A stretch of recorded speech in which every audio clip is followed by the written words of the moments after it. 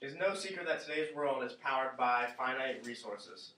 This is a problem as a man by the name of M. King Hubbard had predicted that U.S.'s crude oil production would start to decline and reach maximum production in the 1970s, and the world's resources of oil would hit maximum production point in 2015.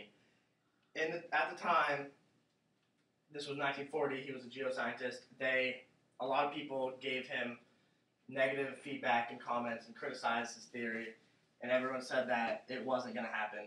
There's no way oil was going to run out this fast. But in 1976, the U.S.'s oil hit its maximum production peak, and everyone then, their eyes were opened, and they began to realize that this really was going to happen.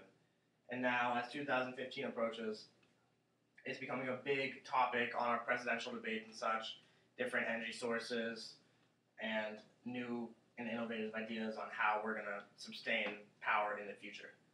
And one of these ways is what I'm here to talk about you today is tidal power. Tidal power is a means of generating electricity from the tides as they ebb and flow due to the moon's rotation around the Earth. I'm going to talk about first the potential of tidal power and what it can do for us in the future. Second, how it works and its function. And third, the environmental impacts of this new potential power source.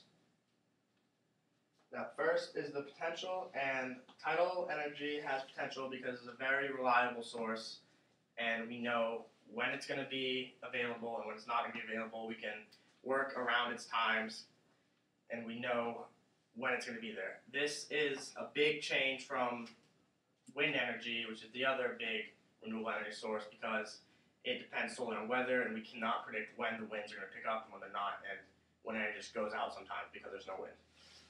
And then there is, it's a relatively new field, and which hasn't been explored a lot. Back in the day, they had the mills, which would turn when the water hit it, and it'd spin it. But since then, there hasn't been a lot of new breakthroughs in the field of hydropower. And now this, since the 21st century, it's picking up again, and it's becoming a big focus in today's world. The costs of tidal energy are very competitive with other green energy sources of today. Currently, the normal oil and coal sources of energy are cheaper, around 5 cents per kilowatt hour, where this, for a big site, is 11 kilowatt cents an hour, and for a small site, it's 25, which is getting kind of expensive. But from BC Hydro, which is the British Columbia leading renewable resource in British Columbia, it's the company that does all their renewable resources, and they analyzed this and found out those numbers, as well as predicted that in the future it will go down and be around 7 cents per kilowatt hour, which was competitive with even coal and oil. Obstacles to the potential of tidal power is that tides are only going in and out 6 to 12 hours a day. So that means that we are going to have to find another way of supplementing energy during the rest of the day so that the power doesn't go out. But a company by the name of Gentech claims to have solved this problem, and we'll see in the future if they really can make it last all day. Another obstacle is barrages are very expensive. They cost in the high millions of dollars to build.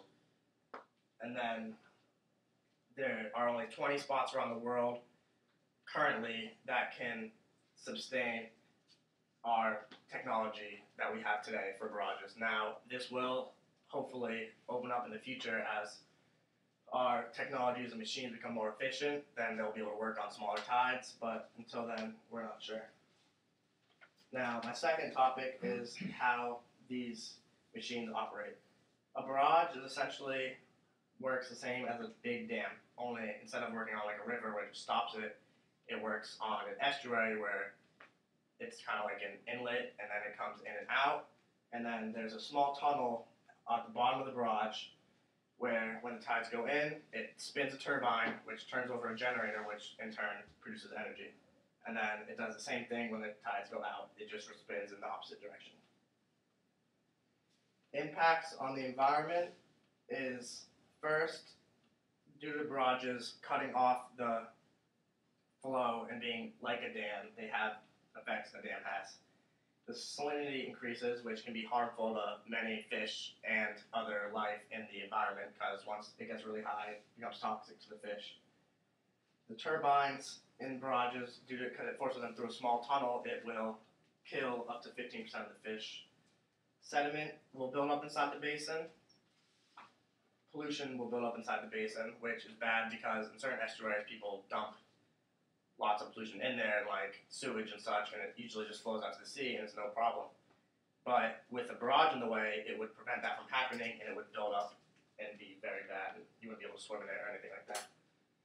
And then a major problem and impact on the environment is birds that go to feed on the mudflats when the tides come in would not be able to do that anymore because the mudflats would remain covered because they wouldn't come in as far.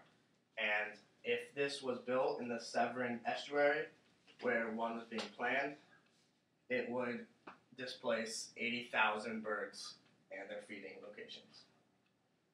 Now, a lot of those environmental problems can be avoided with this right here, which is very similar to a wind turbine, except it's underwater, and it works the same way, except on a smaller scale, where just the moving water that goes by in a current will spin the blades.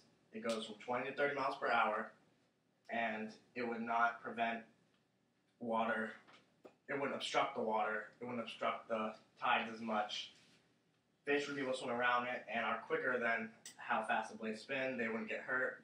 None of the birds would be displaced.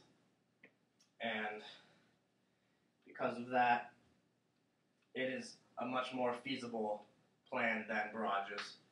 And one of these were placed in the city of Hammerfest, which is the northernmost town in the world, and it has a history of being innovators and power. This was designed by Hammerfest Strong, which is a company up there, and they had one there placed in 2003, as noted by National Geographic, and they had planned on putting many more so that they could power up to 1,000 homes, which currently one powered 175 homes. And it is said that once this becomes a more solid power source in the future, it will be able to generate 60 terawatts of power, which is an extreme amount of power and will greatly improve our future and how we will be able to sustain life. And then citations, these are the various places where I got my information and the various studies that contributed to my article. Thank you. Okay. How many? Yeah, Mom.